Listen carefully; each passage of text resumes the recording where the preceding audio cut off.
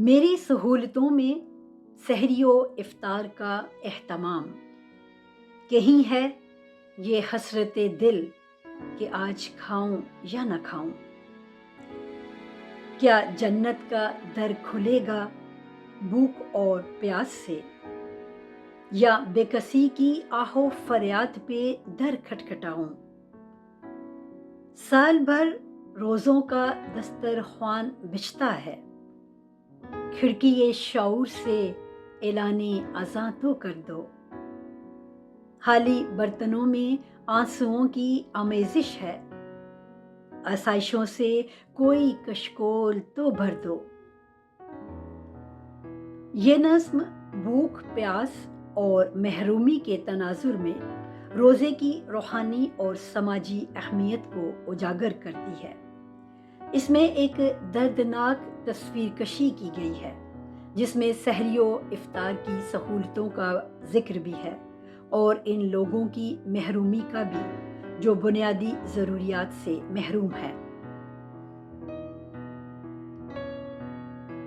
اس کی تشریح کچھ اس طرح سے کی جائے گی کہ پہلا شعر: میری سہولتوں میں سحری و افطار کا اہتمام، کہیں ہے یہ حسرت دل کہ آج کھاؤں یا نہ کھاؤں۔ اس شعر میں دو طبقوں کے درمیان ایک واضح تضاد پیش کیا گیا ہے۔ ایک طرف وہ لوگ ہیں جو سہولتوں کے ساتھ سحری اور افطار کا اہتمام کرتے ہیں، دوسری طرف وہ لوگ ہیں جو اس سوچ میں ہیں کہ آج کچھ کھانے کو ملے گا بھی یا نہیں۔ یہ شعر طبقاتی تقسیم، وسائل کی غیر مساوی تقسیم اور فقر و امارت کے درمیان موجود خلیج کو بیان کرتا ہے۔ کیا جنت کا در کھلے گا بھوک اور پیاس سے، یا بے کسی کی آہ و فریاد پہ در کھٹکھٹاؤں۔ یہاں ایک روحانی سوال اٹھ رہا ہے کہ کیا جنت کی نعمتیں صرف بھوک اور پیاس برداشت کرنے سے حاصل ہوں گی، یا انسانیت کے دکھوں پر لبیک کہنے سے، اور اس کے لیے حقیقی معنیوں میں اعمال اور نیک نیتی درکار ہے۔ دوسرے مصرعے میں سوال ہے کہ کیا بھوکھوں اور مظلوموں کی آہیں کسی کے دل پر اثر ڈالیں گی، کیا کوئی ان کے لیے رحمت کے دروازے کھولے گا۔ سال بھر کے روزوں کا دسترخوان بچھتا ہے، کھڑکی شعور سے اعلان اذاں تو کر دو۔ یہاں ایک بہت اہم نقطہ بیان ہو رہا ہے کہ محض رمضان میں روزے رکھنا اور سحری و افطار کا اہتمام کر لینا کافی نہیں، بلکہ سال بھر ضرورت مندوں کے لیے دسترخوان بچھانے کی ضرورت ہے۔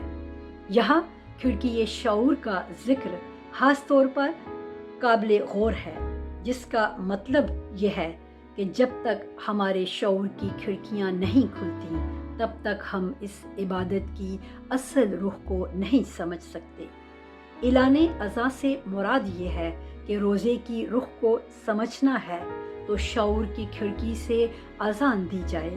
محض ظاہری عبادات ہی کافی نہیں، بلکہ دلوں میں بیداری پیدا کرنا، دوسروں کے لیے سوچنا اور عملی طور پر مدد کرنا اصل عبادت ہے۔ کھڑکی شعور سے اعلان اذاں تو کر دو، یہ مصرع محض اذان دینے کی طرف اشارہ نہیں کرتا، بلکہ اس کے گہرے معنوں میں شعور اور بیداری کی بات کرتا ہے۔ اگر صرف ظاہری اذان کافی ہوتی تو سماج میں بھوک، نابرابری اور استحصال کے مسائل نہ ہوتے۔ اصل ضرورت شعور کی اذان دینے کے لیے ہے، یعنی لوگوں کو اس حقیقت سے آگاہ کرنے کی کہ اسلام محض ظاہری عبادات کا نام نہیں، بلکہ عملی اقدامات اور اجتماعی فلاح و بہبود کا درس بھی دیتا ہے۔ یہ مصرع اس بات کی یاد دہانی کراتا ہے کہ روزہ رکھنے کے ساتھ ساتھ ہمیں اپنی ذمہ داریوں کا احساس بھی کرنا چاہیے۔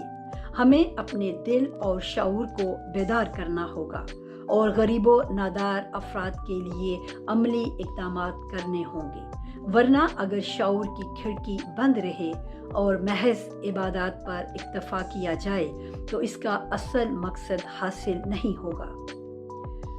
خالی برتنوں میں آنسوؤں کی آمیزش ہے، آسائشوں سے کوئی کشکول تو بھر دو۔ یہ شعر انتہائی دردناک سماجی حقیقت کی عکاسی کرتا ہے۔ خالی برتنوں کا ذکر ان لوگوں کے لیے ہے جو فاقہ کشی کا شکار ہیں، جن کے پاس کھانے کو کچھ نہیں، ان کے برتنوں میں کھانے کے بجائے آنسو ہیں، جو اس بات کی علامت ہیں کہ ان کی بھوک اور پیاس ان کے لیے تکلیف دہ بن چکی ہے۔ آخری مصرعے میں آسودہ حال لوگوں کو مخاطب کیا جا رہا ہے کہ اگر ان کے پاس سہولتیں اور آسائشیں ہیں تو وہ کسی نادار کے کشکول میں کچھ ڈال دیں، یعنی ان کی مدد کریں اور فقر و فاقہ کو دور کرنے کے لیے کچھ کریں۔